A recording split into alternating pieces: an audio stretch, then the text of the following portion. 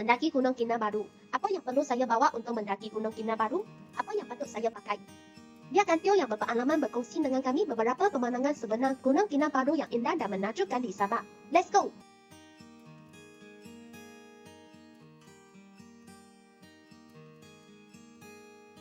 Hello semua, saya Tio, orang yang berpengalaman hari ini. Apa yang saya ingin kongsikan dengan anda hari ini? Saya percaya anda akan terkejut. Pernahkah anda terfikir bahawa suatu hari nanti anda akan melakukannya? Saya akan mendaki Gunung Keramat kita di Sabah, Malaysia.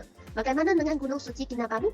Setiap kali dengar orang cakap panjang Gunung Keramat Kota Kinabalu, ia adalah gunung tertinggi di Malaysia. Anda perlu bersenam selama setahun atau 2 tahun atau lebih. Adakah ia benar-benar perlu? Juga, adakah ia sejuk atau panas? Saya hanya ingin berkongsi dengan anda hari ini. Saya pergi ke Gunung Keramat di Kota Kinabalu, Sabah pada 18 dan 19 Julai 2023 tahun. Saya sangat bertuah kerana saya mempunyai ramai kawan yang telah mendaki Gunung Kinabalu. Mereka semua suruh saya ambil ini dan itu. Jangan main-main.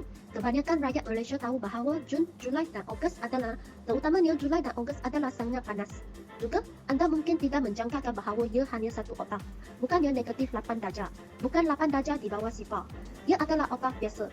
Hanya satu oktav akan membuatkan kita sejuk. Biasanya apabila saya pergi ke musim sejuk, apabila suhu 8 darjah, kita hanya perlu memakai beberapa pakaian sejuk. Tetapi, 8 darjah Gunung Kinabalu berbeza. Saya ingin berkongsi dengan anda 8 darjah Gunung Suci. Tambahan pula angin yang sangat kuat. Ditambah dengan hujan dan kegelapan. Saya tidak dapat melihat jalan raya. Awak kata awak akan sangat sejuk? Walaupun tidak sejuk, ia menjadi sejuk. Dan jangan takut menjadi takut. Jadi, anda benar-benar perlu bersedia. Anda mesti sediakan semua barang awak. Anda perlu membawa topi musim sejuk, selendang, pakaian sejuk, dan topi.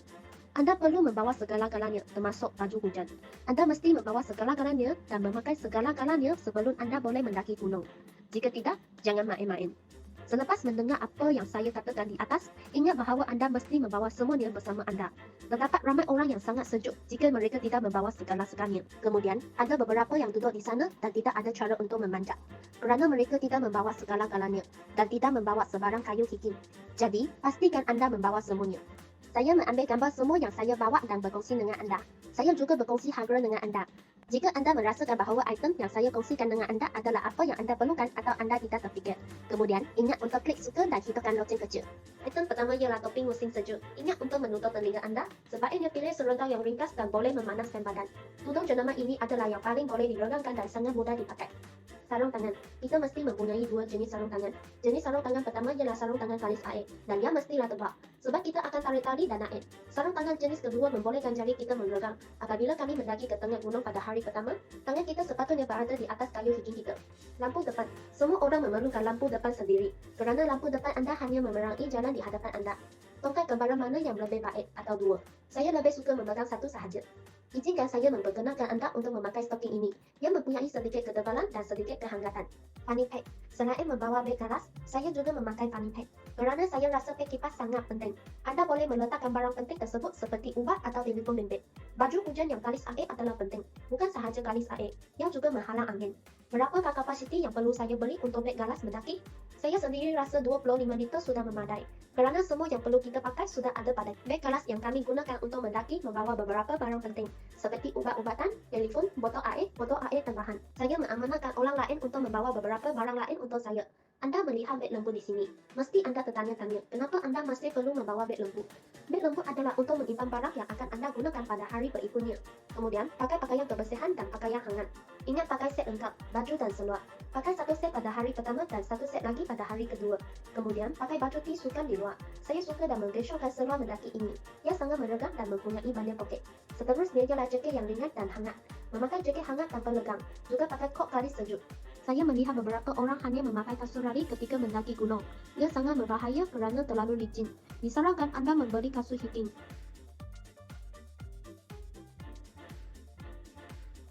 Jika anda telah mendaki ke puncak gunung dan sampai ke puncak, anda mempunyai diploma warna. Jika anda hanya mendaki separuh jalan, diploma anda akan menjadi tidak berwarna. Saya melihat ramai orang berasa sakit di kaki mereka selepas mendaki gunung, atau kaki anda mudah kejang, atau kekurangan kekuatan fizikal. Di sini, saya berkongsi dengan anda. Saya bimbang tentang kekurangan kekuatan fizikal saya sendiri. Sebaik bangun tidur, saya minum sebotol pati ayam jenama. Jangan salah faham, saya tidak menjualnya. Tetapi, ia berfungsi dengan baik. Saya mempunyai gelang kaki seperti ini yang saya pakai apabila kaki saya sakit. Pada hari pertama, anda bekerja selama 5 atau 6 jam. Dia akan mengambil masa kira-kira 9 jam untuk mendaki pada hari kedua. Sebab hari kedua awak turun sendiri. Pada pukul 2.30 pagi, anda perlu mendaki ke puncak. Kemudian turun dari puncak untuk berehat sebentar. Kemudian, kami mendaki terus ke bawah gunung di tengah gunung. Dalam tempoh ini, kepala anda sentiasa tertumpu pada jalan gunung. Jadi, leher anda mungkin sangat sakit dan kaku. Pakai rantai metal mana macam ni pun bagus. Jika anda sanggup mendaki Gunung Suci, saya harap item yang saya perkenalkan kepada anda di atas dapat membantu anda. Terima kasih atas masa berharga anda. Saya akan memperkenalkan anda kepada sesuatu yang lain kali.